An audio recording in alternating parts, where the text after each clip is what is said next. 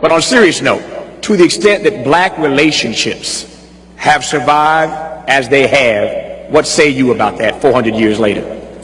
It is amazing that black relationships have lasted for 400 years. They lasted this morning. They're also going to last tonight, and you may not even know the person to whom you're going to have the relationship with. But they do tend to go over. Relationships do go over like that.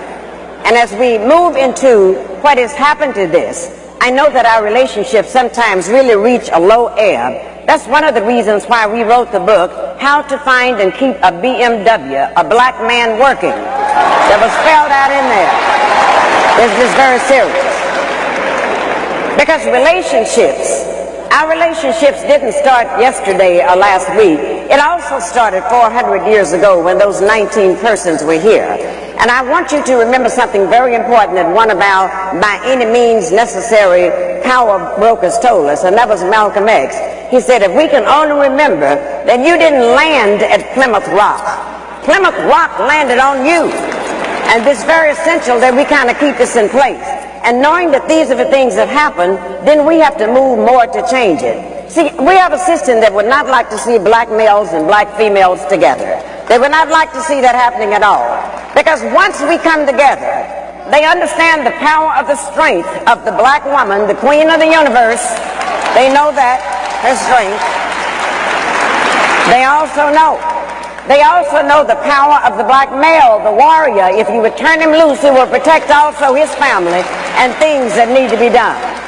And because they understand that if our relationships are together, then they will lose. But if our relationships are torn up, then we can forever be treated in certain ways by the oppressors.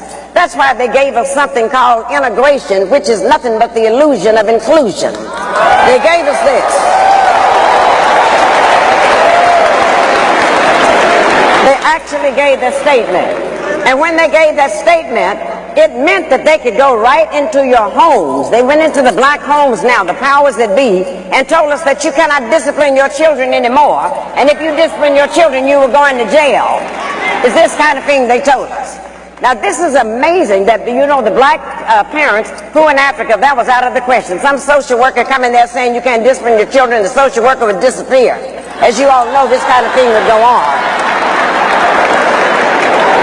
You would be sitting in a place like this, and all you had to do was act up and do something wrong, and all your mother had to do was to glance in your direction. Y'all remember that? And you remember that the glance meant, don't let me have to get up and come over there. And every once in a while in the black family, there was a fool who would challenge the glance.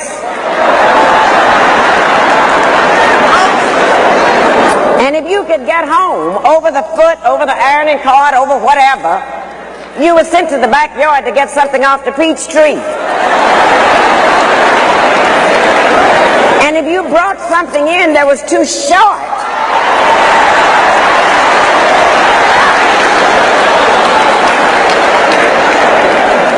God forbid that you would do something like that.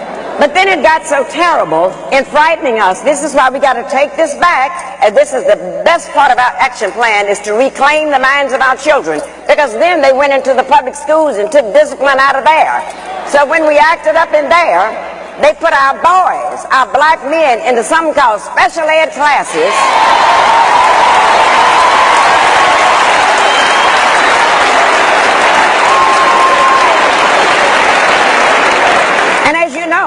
Those special ed classes are nothing but holding cells until they can go to the state prison.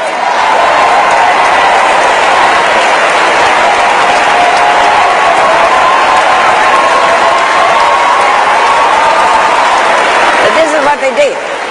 And then, the one thing that they knew, that if we can put them in prison, if we can have them convicted for a felony, then once they get out of prison, they cannot get a job because of that. They cannot get the job.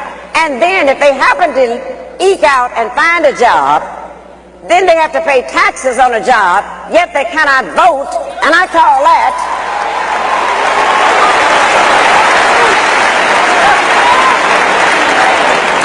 taxation without representation. That's what we're looking at.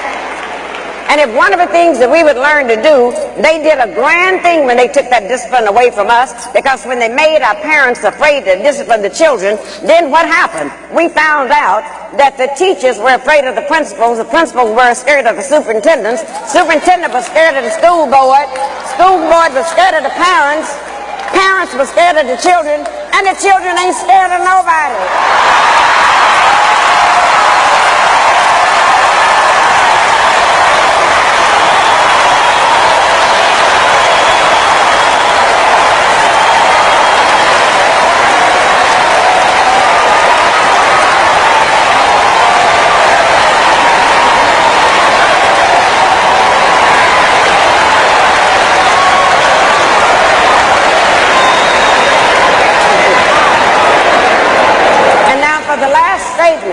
The last statement, the reason why we're so pleased to have the covenant, it makes all of this type foolishness stop. It's going on under Angela Glover in San Francisco. It's all over the country, and they're all saying we finally have a movement where we can take back over the minds of our children. And the first thing we got to take over, the covenant taught us that we do not have to have black leaders anymore.